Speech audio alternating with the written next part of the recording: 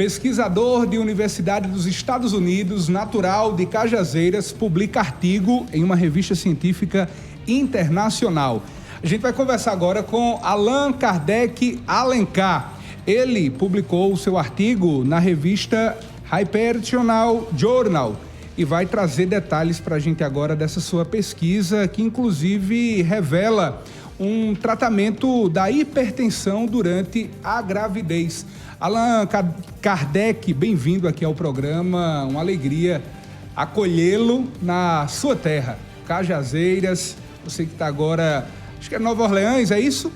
Só me confirma. Nova Orleans, Nova Orleans, Estados Unidos. Maravilha, seja bem-vindo ao programa. Obrigado, boa tarde, obrigado pelo convite, pela oportunidade, né, de estar aqui falando com vocês, de poder falar um pouco, sabe, sobre o meu trabalho, para o pessoal aí da minha terra, né, das minhas origens. É muito prazeroso para mim, um orgulho muito grande.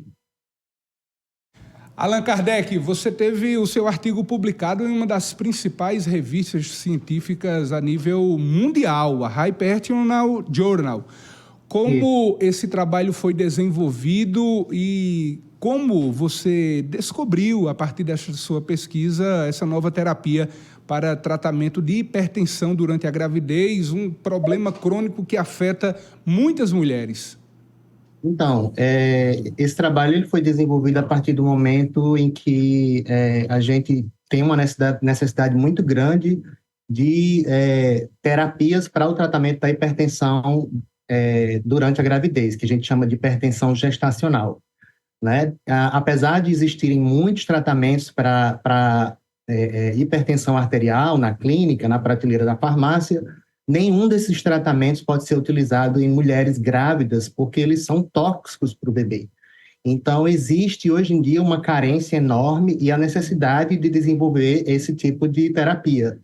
E aqui no nosso laboratório, a gente trabalha com pesquisa pré-clínica com animais, né? A gente induziu a hipertensão nessas ratas grávidas, e a gente tratou essas ratas com uma substância que a gente chama essa substância de candidata a novo medicamento. E também um pouco de detalhe em relação à doença, é que a hipertensão gestacional, ela na verdade também pode ser, não que ela seja a mesma coisa, mas se ela causar, por exemplo, dano nos rins da paciente, dano no coração da paciente, ela é chamada de pré-eclâmpsia. Ela é classificada e caracterizada como pré-eclâmpsia. Então, aqui a gente estuda pré-eclâmpsia e, como é que se diz, essa substância que a gente tratou as nossas ratinhas grávidas com ela, né? Foi assim, incrível como ela causou a reversão de todos os sinais e sintomas clínicos da doença nessas ratas. E o mais incrível de tudo é que, por exemplo, o coração dessas ratas, que estava totalmente disfuncional, ele melhorou, né? Assim, foi incrível como isso assim, foram dados muito inovadores, muito impactantes para a comunidade científica. E o mais importante de tudo é que todos esses benefícios foram causados sem nenhum efeito tóxico para os bebês. Então, existem grandes chances dessa substância ser aprovada para a utilização clínica, né? Essa é a nossa expectativa, a partir do momento em que a gente consegue publicar esses dados numa revista que é mundialmente conhecida e é uma revista filiada à Sociedade Americana de Cardiologia. Allan Kardec, esse estudo, ele inclusive vislumbra aí um horizonte e propõe uma nova maneira de melhorar o fluxo sanguíneo e a saúde do coração em gestantes com pré-eclâmpsia. E a gente sabe quanto as gestantes se preocupam, né, com este tema durante todo o processo do pré-natal. Esse trabalho, esse seu artigo, ele abre esse horizonte, esse leque para tratamentos mais eficazes e tem justamente esse objetivo de reduzir as complicações da gravidez e melhorar os resultados. Qual é a importância desse artigo, desse estudo científico, a partir da obtenção desses resultados? Então, a importância maior, né, dessa publicação, a publicação desses dados, é que agora esses dados eles estão disponíveis para, por exemplo, se a indústria farmacêutica por exemplo, aqui dos Estados Unidos, uma grande, né, indústria farmacêutica, vir esses dados, ela pode se interessar por estudar agora essa substância em humanos.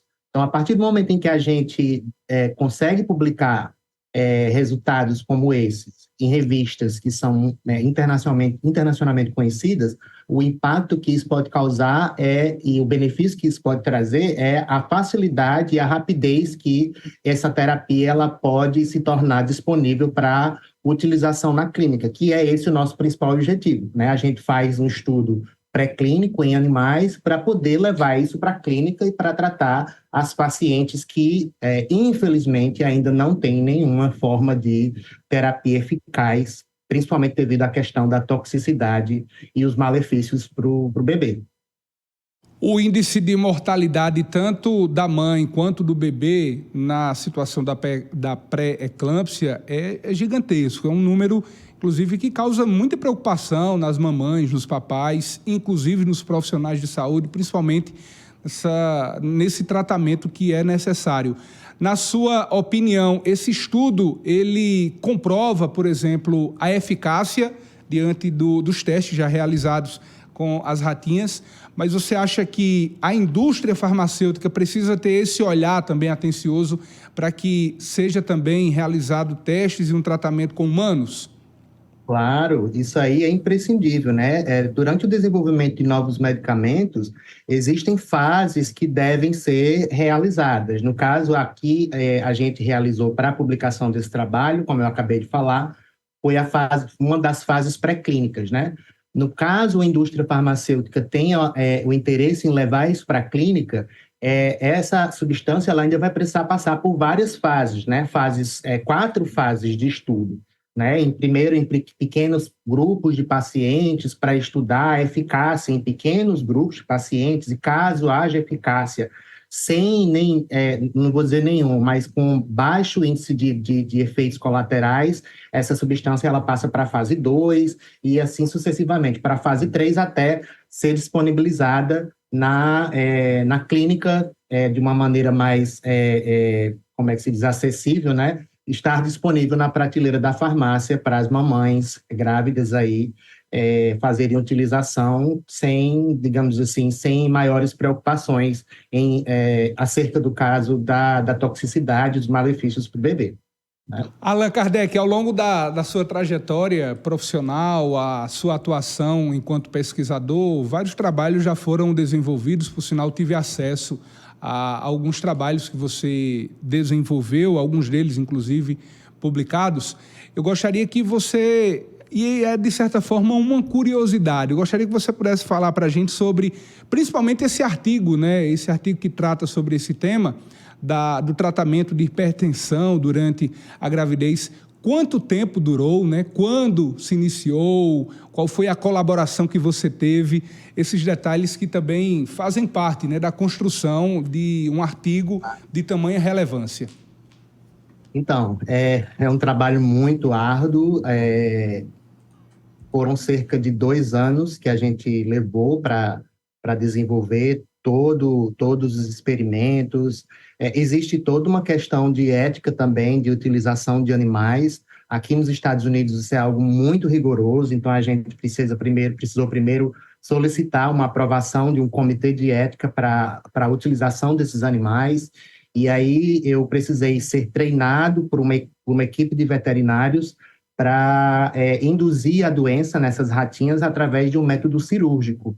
E aí eu aprendi a fazer essa cirurgia, que é uma cirurgia que eu fiz, no caso, uma constrição da aorta, da artéria aorta dessas ratas, e aí a placenta dessas ratas, ela desenvolveu o que a gente chama de hipóxia, ou seja, os níveis de oxigênio foram reduzidos para a placenta e isso fez com que as ratinhas desenvolvessem hipertensão e disfunção cardíaca.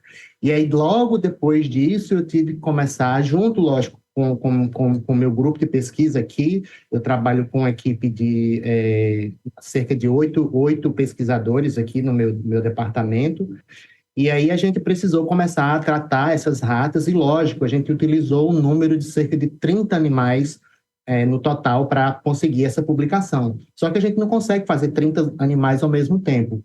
Então, a cada semana, ou a cada 2 vezes por mês, a gente conseguia trabalhar com 3 ou 4 animais para tratar os animais. E uma outra coisa que eu durante a minha, como é que se diz, carreira acadêmica e desde quando eu comecei a trabalhar na área de cardio, de cardiologia, eu aprendi a fazer o que a gente chama na clínica, né, de ecocardiografia, que é uma ultrassom do coração. E aí eu faço essa ecocardiografia para estudar como que o coração dessas ratinhas está após o desenvolvimento da doença. E, lógico, também, após a gente tratar as ratinhas, eu faço, no caso, o exame antes do tratamento e após o tratamento para ver se o tratamento melhorou a função do coração.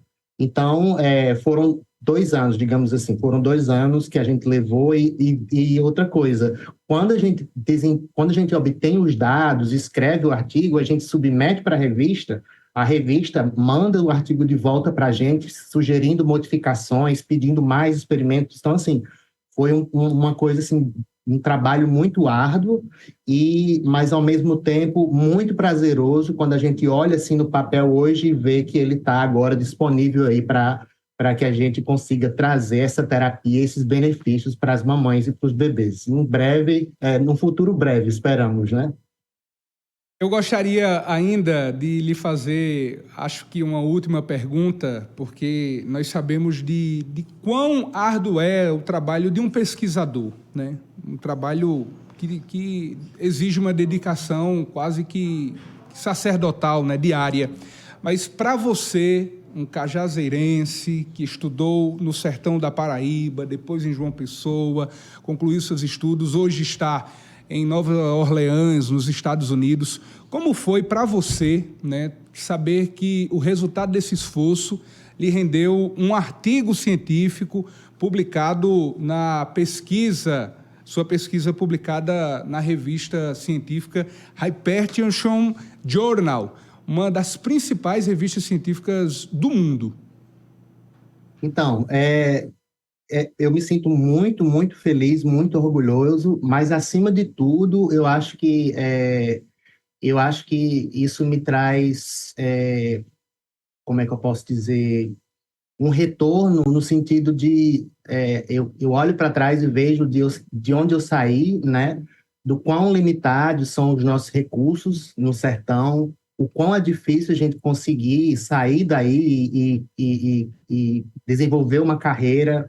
Não é fácil, né? Já são mais de 20 anos que eu venho nessa luta, nessa batalha diária de resiliência.